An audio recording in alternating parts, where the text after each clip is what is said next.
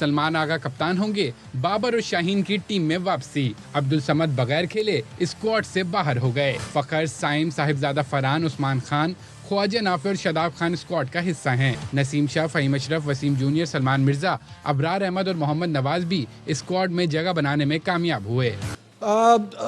हमारे साथ रऊफ भी हैं, तो रऊफ से पहले शुरू करते हैं। रऊफ, ये बताइएगा, टीम आपने देखी और इसमें आपको क्या सरप्राइज लगा इस टीम के अंदर? ये जो 16 मेंबर हैं, इनमें आपको क्या फीलिंग आ रही है? किसको होना चाहिए था, किसको नहीं होना चाहिए था?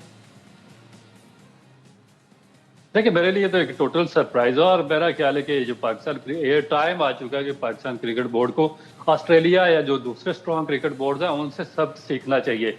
ये नहीं है कि आप कुछ फेल्ड प्लेयर्स हैं, आप चाहे जितने मर्जी बड़े नाम है, मगर पाकिस्तान से ऊपर किसी का नाम नहीं है, ना गिल से बड़ा किसी का नाम है।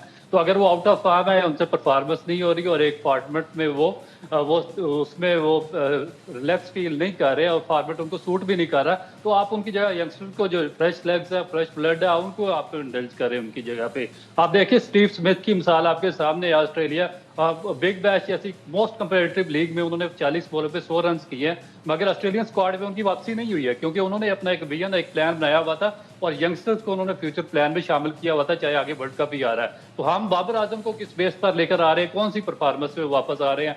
शाहीन अफरीदी बिग बैश पे कोई परफॉर्मेंस नहीं रही, उससे पिछले आईसीसी अवार्ड्स में कोई परफॉर्मेंस नहीं है, फिर इंजरी की वजह से दोबारा वो स्ट्रगल भी कर रहे हैं। तो क्या मजबूरी है एक शॉर्ट फॉर्मेट में उनको जबरदस्ती वापस लाने की, जबकि आपके सामने जमान खान परफॉर्म कर रहे हैं ऑस्ट्रेलिया में और पाकिस्तान को डेप्थ बॉलर की भी जरूरत है। इसी तरह मास सदाकत, आपके पास यंगस्टर हैं, उन्होंने हर जगह पे आपको, जो राइजिंग आपका एशिया कप हुआ है उसमें आउटस्टैंडिंग उसे बैटिंग की है, फर्स्ट क्लास में आउटस्टैंडिंग उसे बैटिंग की है, उसकी हैंड आई कोऑर्डिनेशन बहुत अच्छा सेट है, स्कोर कर रहा है और वो एक आइडियल एक इसकी जगह बनती है नंबर 3, नंबर 1 पोजीशन पे, मगर आपने उसको भी बाहर निकाल दिया। तो आप मुझे बताएं कि उस्मान खान को किस बेस पे आप लिंगर ऑन कर रहे हैं पाकिस्तान टीम के साथ? उसको चौथा आईसीसी इवेंट है, पाकिस्तान उसको लगातार उसको खिला रहा है बगैर किसी परफॉर्मेंस के। तो मेरा ख्याल है कि ये काफी चीजें हैं जिनको सोच विचार के और एक लॉन्ग टर्म पॉलिसी पे हमें अपने फैसले करने पड़ेंगे। शायद साहब, मैं थोड़ा सा कंफ्यूज हूँ, कोच की चलती है कि नहीं चलती है? क्योंकि जब चलती है तो उन्होंने हारिस रऊफ का पहले बोला था, वो हमें इस टीम में समझ में आ रहा है। वो पहले कह चुके हैं कि मॉडर्न डे के क्रिकेटर नहीं है और फिर बिग बैश में जाके प्रूव करेंगे। ठीक है, बाबर आजम टीम में आ गए थे, लेकिन बिग बैश में डिजास्टर रहा। तो अब उनको उस परफॉर्मेंस के बाद क्या उनकी टीम में जगह बनती है, नहीं बनती? उसका कॉन्ट्रैक्ट में लिखा है भाई, 20 प्लेयर सेलेक्टर्स देंगे उसको, 15 वो करेगा। तो इसका मतलब है उसकी चलती है, उसकी सुनी जाती है और उसकी बात मानी जाती है। अब हारिस रऊफ को उसने एशिया कप के एक फाइनल के ओवर पे हटा दिया।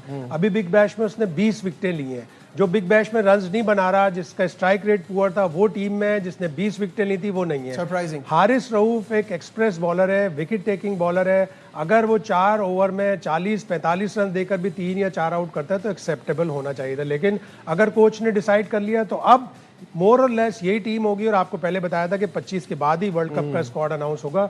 ये 1-2 मैचों में देखकर डिसाइड करेंगे कि वसीम जूनियर या सलमान मिर्जा, बाकी 15 वही होंगे। ओके। और जो जैसे उस्मान खान की बात कर रहे हैं, वो अब उस्मान खान की अब देर वो हो इस गई, पे आ गए कि वो स्पिनर को अच्छा ही खेलते हैं। वो जहाज गुजर गए कि अब आप चेंज करते। आप बोल्ड डिसीजन अगर आप लेते तो आज से 3-4 महीने पहले लेते कि आप मास सदाकत, जिसको आपने पक्का कर लिया, डेवलप कर लिया, ए के साथ खेल लिया, इमर्जिंग के साथ खेल लिया, सबके साथ खेल लिया, तो आप उसको डाल देते। लेकिन अब अगर आप अभी इस वर्ल्ड कप में चांस नहीं ले रहे तो इस वर्ल्ड कप में आप अपनी कर लें, इसके बाद फिर आप आना ही आना है। सही बात है।